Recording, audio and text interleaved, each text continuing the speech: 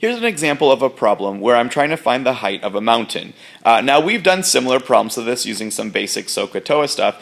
In this situation, I'm going to show you, and while there's a few ways to do this, I'm going to show you a different way besides just a simple SOHCAHTOA problem to find the height of this mountain. And so in this particular situation, if you can look at the diagram, we're given a few different pieces of information. We're 2 meters tall. We're taking the angle of elevation of this mountain as we stand 900 meters apart. And so that's the information I'm given in this diagram. Well, what I've done is I've gone ahead and I'm going to look at this problem as two separate triangles. This green triangle over here, which I've redrawn at the bottom, and for ease of discussion, I've labeled those vertices A, B, and C, and then a purple triangle as well, where the height of the mountain is located. So what I'm going to do is I'm actually going to begin with just that green triangle. And my first step is going to be, I want to find side A, this side over here. Well, I've gone ahead and, like I said, redrawn the triangle and included some information.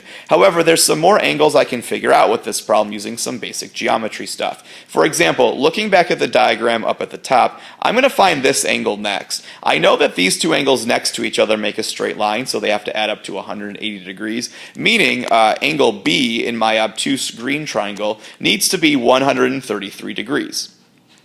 The reason I wanted to find that is because now that I know two angles in the green triangle, I can find this top angle as well, because the angles in a triangle all need to add up to 180. So subtracting those two angles I know from 180 tells me that angle C is going to be 12 degrees. And so let's go ahead and use the information I have now in the green triangle to find side A.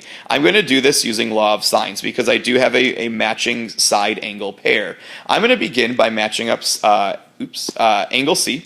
So sine of 12 to side C, which is 900, that 900 meters along the bottom.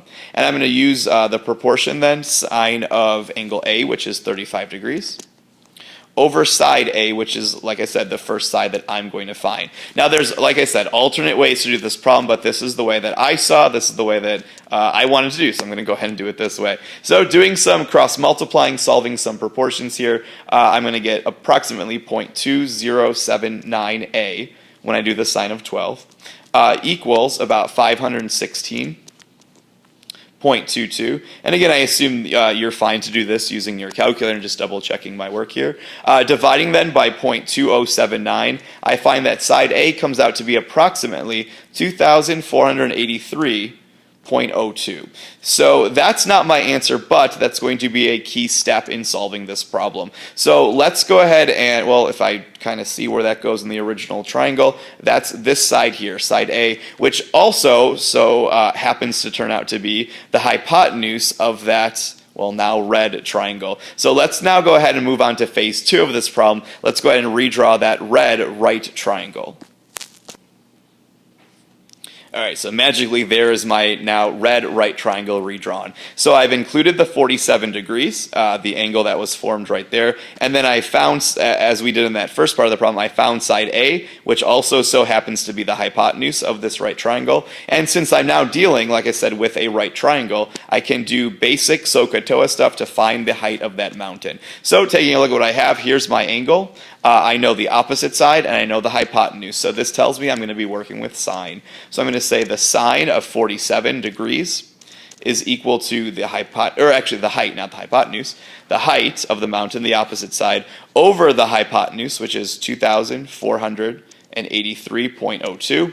Using a calculator to solve this, I find out that that height of the mountain comes out to be approximately, if I round to the nearest whole number, about 1,816. But then one minor detail just to keep in mind with this problem, that is the height of the triangle right there. But recall, if you had read the problem or we mentioned it very briefly, we're already standing 2 meters tall for our instrument that we're measuring it from. So actually, I suppose I should probably add on that extra 2 meters that I'm standing to get a total approximate height of the mountain of about 1,818 meters. So there's alternate ways to this problem. I'd encourage you to try to find a different way if you could, but that's kind of how I saw. I'm going to start with law of sines and using that obtuse triangle there.